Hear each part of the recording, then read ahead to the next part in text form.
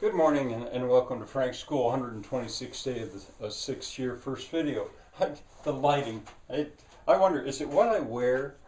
Probably the truth is my camera is beginning to die, I don't know. I tried turning a light off there, I thought it might help with the shadow. I'm working on it.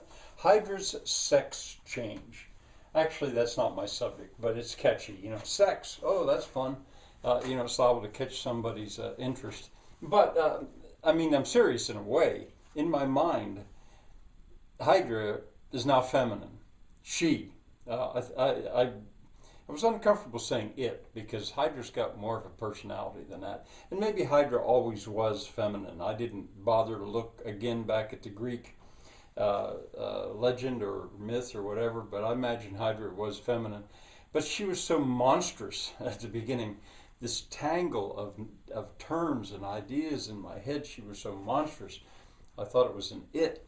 And then when I sort of fought it out to friendship and was comparing her to Enkidu, well, Enkidu was masculine.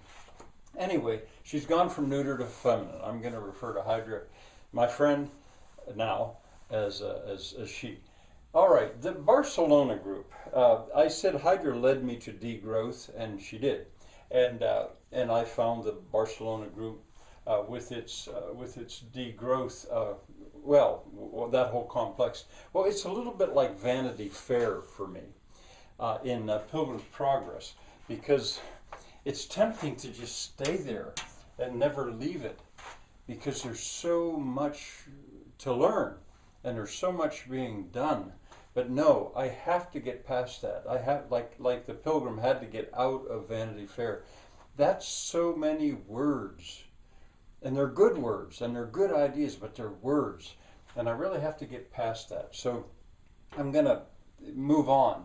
Not leaving them completely, but I'm going to move on. And while I'm talking about that Barcelona group, something that's interesting, I think, of the many things, is there's a sort of a tension you can see within, maybe not that group, but within Europe, a north-south, Northern Europe versus Southern Europe. Maybe that's always been there and been a bigger deal than I ever imagined. I suspect maybe. And I think a lot of it is actually linguistics. They know that to some extent, but maybe not to the depth that I think about it, because I think back 1,000 years, Germanic family of language versus the Romance family of languages, and this split. But for example, it's between the North and the South, although France would fall within the South, I think. For example, décroissance is the French word that Serge Latouche came up with for degrowth. And when that was translated into degrowth, there's all this discussion about, well, does it keep the same nuances? Probably not. But anyway, that's an example of it. I was told by Georgos Kallis that in the literature that they have, they don't use decentralization or decentralism. It's there, they say, but they call it localization or maybe localism. Well, I'm not sure about that. I don't think they're quite the same, and I've got to think and read a little bit more about that. All right, and one other term. This isn't really about the Barcelona group, but one other term I just want to get out of the way that Hydra led me to was the Southern Agrarians. Now that's a group of writers in America, Southern, who, their collection of essays, I'll Take My Stand, is worth looking at. And it's one of those sources of sort of idealizing country life to some extent. And connected to that, I would also add Currier and Ives. Their art idealizes the countryside, full of horses and stuff. Not so useful to me, really, as I thought it maybe would be, but I thought of it.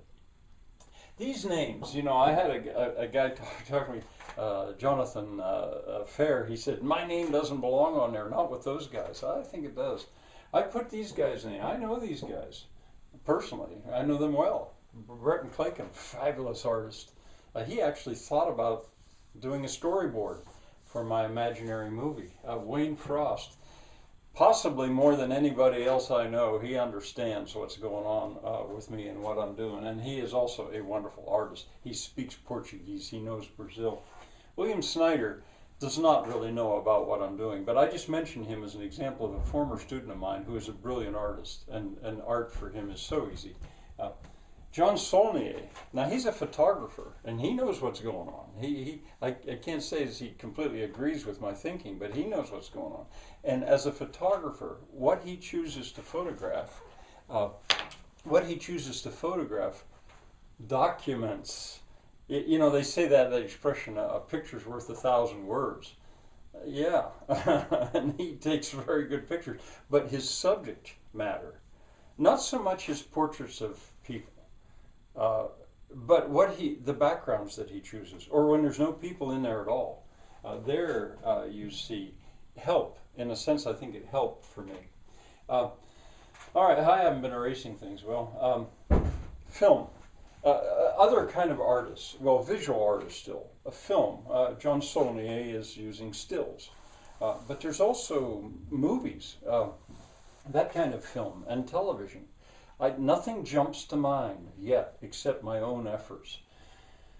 I've mentioned it before and I'll mention it again. In Lisbon, in Portugal, I found out that there was a movie called O Fim do Mundo, The End of the World, which was about a village that was, well, a village in the mountains of Portugal. But it just, well, there are others, but I'm going to come back to that subject. Sculpture, well, now that's a form of art. And you know, I was reminded of it tragically yesterday because one of my cats knocked a sculpture off the shelf that I have that was made by a Brazilian artist, a clay sculpture, and it fell on the floor and broke in, maybe 30 pieces. I'm going to glue it back together because that sculpture, which is an ensemble of artisans, speaks of the stuff that Hydra and I are working on. Singers and songwriters, I'm disappointed. You know, I don't know them. I don't know of any that are really stepping forward, and in spite of, in a sense, my appeal. I think of back in the 1960s, late 60s, well, all through the 60s, and maybe early 70s, how influential the songwriters and singers were at that time. Where are they? They could help. Poets and storytellers, same thing. I'm disappointed. These are artists, and they have tremendous power to affect culture. That's what I'm talking about, is how to find the culture that Hydra and I are searching, really. Poets, and a lot of times you don't think of poets because you think of them as writers. Well, poets certainly don't need to be writers. They don't have to write their stuff down. And storytellers. I'm going to do my best in a little while to retell a story. And you know, writers, they could write the stuff down. That would be fine. Writers of fiction, though, you know, there are films that come to mind that would help, and there's documentaries. I mean, that's what and books. So many books. I mean, in the Barcelona group, these people are writers, but they don't write fiction, and so they could help, I think. And then performers. I just don't. You know, if there were a performer of the like of Mark Twain, for example, Mark Twain. I mean, people know lots about Mark Twain, but a lot of times they don't immediately think about him as a performer. In a way, Francois Schneider, when he walked around southern France leading a donkey, that was a performance. And maybe that's what I'm talking about. And there could be other ones as well. I'm just not sure on that. In television shows or television, there could be performers that would help. Well, this may be a little bit ragged, but I'm finished for today.